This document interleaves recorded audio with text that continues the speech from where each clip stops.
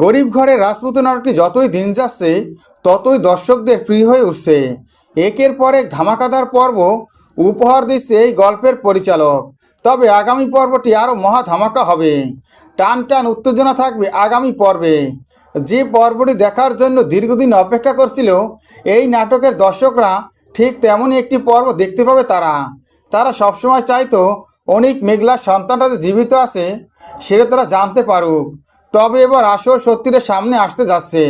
টান টান উত্তেজনা থাকবে সেই পর্বে, যে পর্বে বৃষ্টি আসল সত্যিটা মেঘলাকে ফাঁস করে দিবে। বৃষ্টি সিদ্ধান্ত নিয়েছে সে অপারেশন করবেই।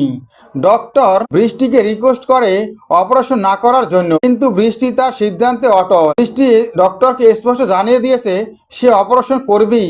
এরপরই দেখা যায় বৃষ্টি সাব্বিরকে সাথে নিয়ে হসপিটালের উদ্দেশ্যে রওনা দেয়। সাব্বিরকে গাড়িতে বসে সবটা খুলে পড়ে বৃষ্টি।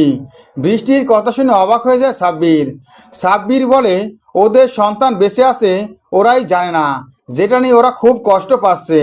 আমি বলি কি, ওদের সন্তানের সন্ধানটা তুমি ওদেরকে দিয়ে যাও, কারণ যা না কিছু হয়ে যেতে পারে তোমার। এ কথা শুনে বৃষ্টি সিদ্ধান্ত নেয় এবার মেঘলাকে সবটা খুলে বলবে।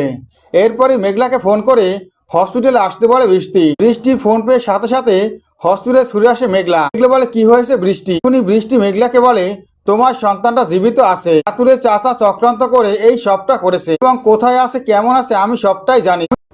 আমি তোমাকে ঠিকানা দিচ্ছি, তুমি তোমার সন্তানকে উদ্ধার করে নিয়ে আসো। যে কথা শুনে অবাক হয়ে যায় মেঘলা অবাক হয়ে বৃষ্টির দিকে তাকিয়ে থাকে আর বৃষ্টিকে বলে আমি তোমাকে কত ভুল বুঝেছি, আমি তোমার সাথে কত খারাপ ব্যবহার করেছি, তুমি আমাকে ক্ষমা করে দিও। তুমি কি আমাকে ফিরিয়ে দিয়েছো তুমি সেটা জানো না। এই সন্তানটার জন্য দিন রাত আমিও অনেক কষ্ট পাচ্ছি, সব কষ্টের অবসান ঘটলো। আমি দোয়া করি তুমিও মা হতে পারবে। এই কথা বলেই মেঘলা ওখান থেকে চলে যায়। গরিব ঘরে রাজপুত নাটকের দর্শকরা এমন একটি পর্ব দেখতে পাবে। গরিব ঘরে রাজপুত নাটকের প্রত্যেকটি আপডেট ভিডিও পেতে আমার চ্যানেলটি সাবস্ক্রাইব করে বেল আইকন অন করে রেখো। ধন্যবাদ।